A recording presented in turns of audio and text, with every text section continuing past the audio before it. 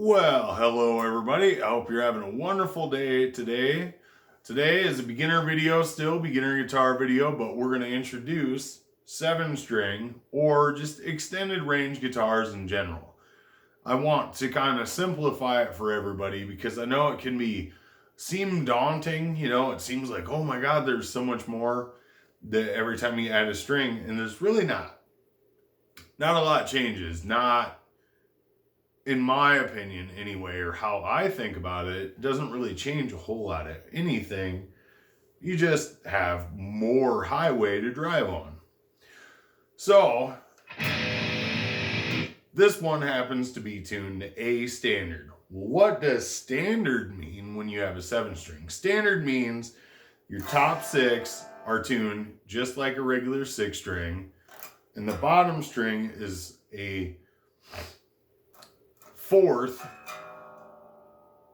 down from this, meaning, let's just pretend it's a regular 6-string. So this would be an E, then that note would be a B. Why? B, C sharp, D sharp, E.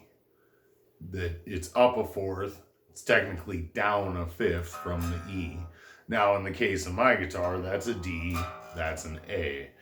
Doesn't matter, because in these guitar videos, what's the main thing? Remember the shapes, where things land, how they flow together. That's how we hang on the guitar stuff. Okay? So, in the regular stuff, G and E. Remember, I'm big on G major. Well, we're going to do the same thing, only with this 7-string. So first what we'll do is go, well, what if you still wanted to stick with E minor, G major, but add this thing underneath? Okay, well, we can do that. Well, let's take a look at what happens when you put a string under the 1 or the root of the scale. Well, so we go up there and we look at the fretboard as we know it. Right? That's G major. Well, what happens if we descend from there? We have the major shape again, right? Now, if you take a look at everything we've learned about the scale so far, that always happens as long as you're playing in a natural scale.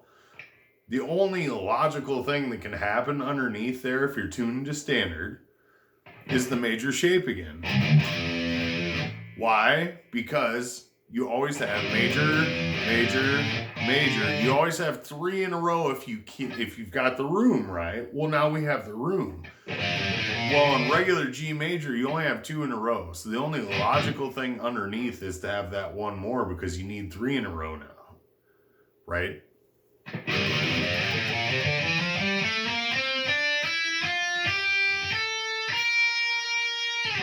So that was G major with 1 below it. Well, where does that happen? That happens at mixolydian. So with that 1 string beneath, now you've got D mixolydian is what's happening there, which also happens there. Okay, well, what else do we know about this fretboard? We know that note and that note are always octaves, right? Okay, so this guy and that guy are octaves. Well, if you move up 3 frets, that's just the octave down from D. And D mixolydian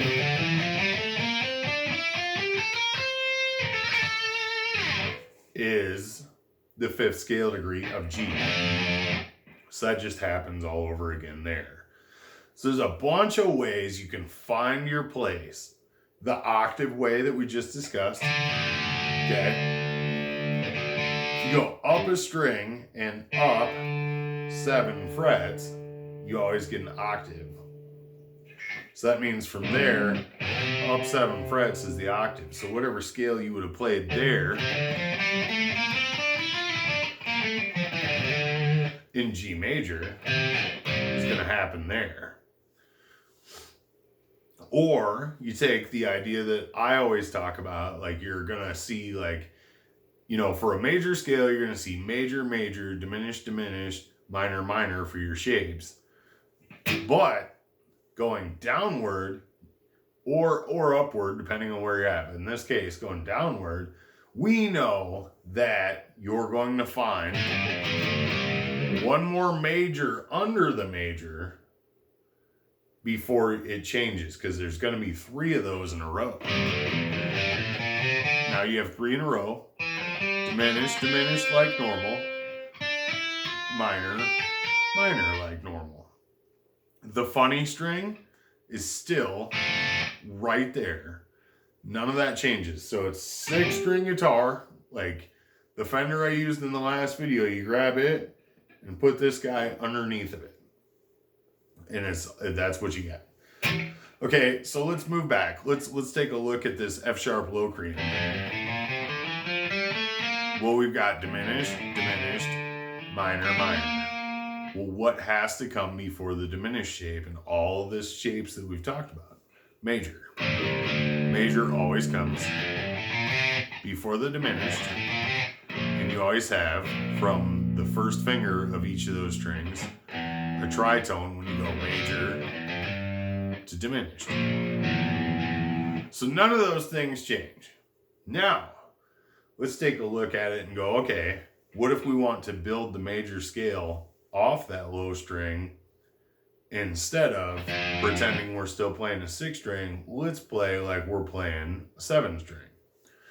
Okay, so we're going to put major here. Why? Because then minor lands there. Minor's cool because we play metal. Anyhow, so then what do you have? Well, major scale is built on what?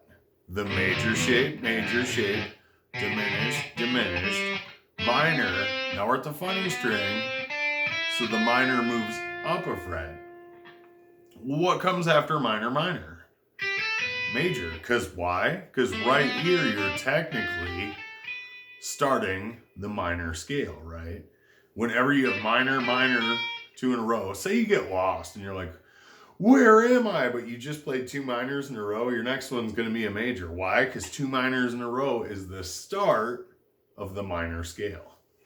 So major, major, diminished, diminished, minor, minor, major. So now we've taken that same idea that we tend to use, or I tend to use in all these videos, of G major, and we started there instead. That's all we did. Nothing changed. So now you go to Locrian, what do you got? Diminished, diminished, minor, minor, major, major. So the funny string is all major, because you have to have 3 majors in a row after 2 minors. So yeah, it really demystifies this whole like adding strings. So if you have an 8-string, then it's all the same deal. You just figure it out like shapes wise, what would come underneath of where I'm at, or what happens if I just start here. Now in metal, usually our lowest string is what we kind of want to base everything off of, because we like to have them chuggies.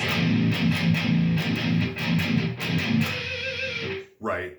So from there, we would, either fool around with like Lydian. And again, it's the same thing. We know that Lydian starts with 1 major shape. After major, it always has to be 2 diminished, then 2 minor, then back to the majors.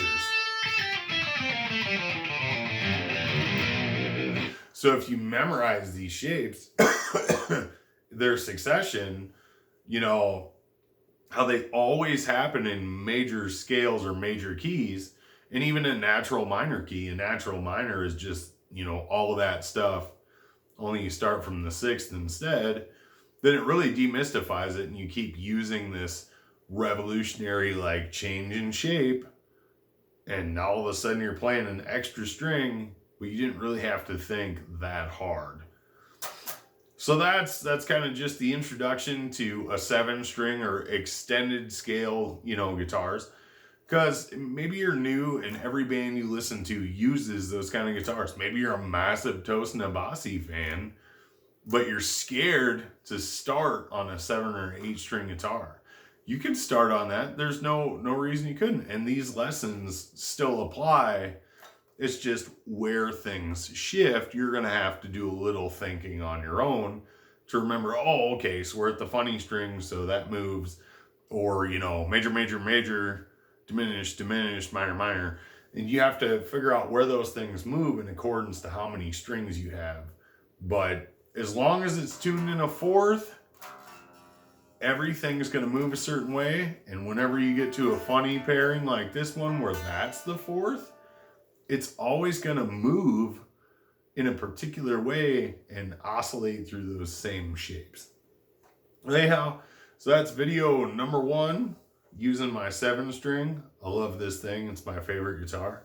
Hope you have a wonderful day. Don't be afraid of these guitars, man. They're simple in a lot of ways. The hard part is all the practice to solidify what your hands need to do and to find like your own sound, your own style. That's the hard part.